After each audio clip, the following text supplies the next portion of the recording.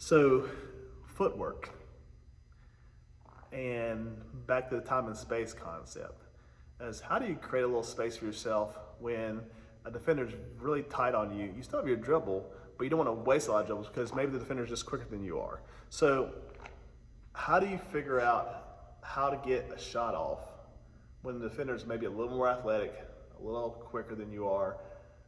And so that means basically from the neck down, they're more athletic than you are. They're a little more skilled than you are, a little more gifted than you are from the neck down. Well, see if you can be a little better from the neck up, okay? And try to think your way into getting shots. And again, not with wasting a lot of movement and not with going in curves that we talked about a couple days ago. So there's a move, okay? There's a couple moves you can make. And a lot of it, again, is not rushing into things. So you be patient with yourself, okay? You be patient with the defender. Because when you're playing folks that are quicker, changing of speeds is important, okay? And in order to change speeds, you have to be patient with yourself. And it's something you have to practice. You have to go through this constantly. But it requires patience. And a lot of times, ball fakes, shot fakes, jabs, things like that to get the defender to move just a little bit to their left or right will give you enough space to get your shot off or to make your move to make the proper pass or whatever you're trying to do on the court that's positive to help your team win. So when you catch the ball, if you catch it, again, with your knees bent in a low stance and you're ready to play, the defender has to take notice of that. The defender has to play. If she's standing up, you're gone, okay? But a shot fake to the nose, not a shot fake up here above your head because you've got to get the ball back down eventually. And again, from here to the floor, it takes long, but from the nose to the floor is quicker. Again, your margin of error is smaller and allows you, if you're not faster than she is or he is, it allows you to pick up a little bit of speed, maybe a half a second to get to where you need to get. So maybe with a shot fake, and maybe I jab. And when I jab, the ball needs to stay on my left side. If I put the ball here, it's right in front of the defender. They're gonna knock the ball out of your hands. So I jab maybe to the right, and if they move a little bit to their left, to my right, I have enough space to go that way. So here, and then again, it's the concept of doing an onside, talked about a couple days ago.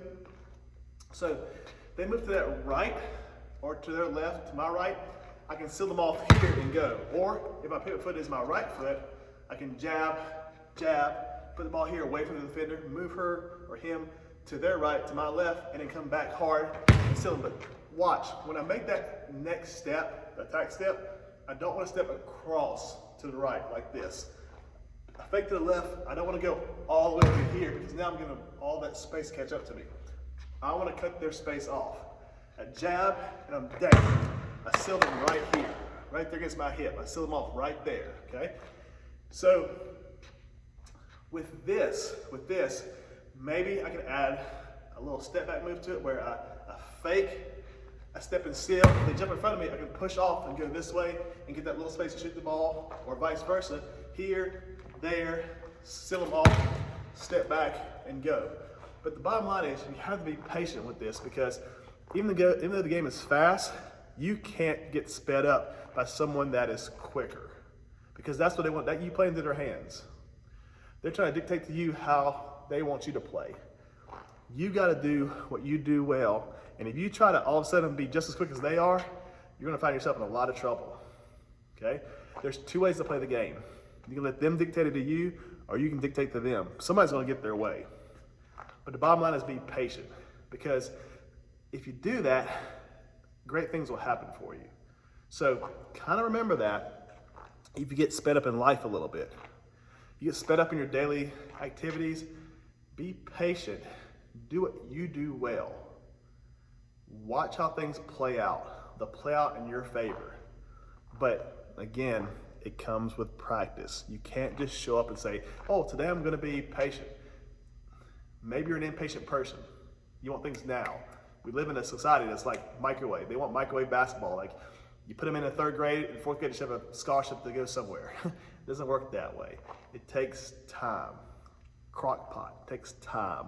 And you have to learn the value of patience on and off the court, okay?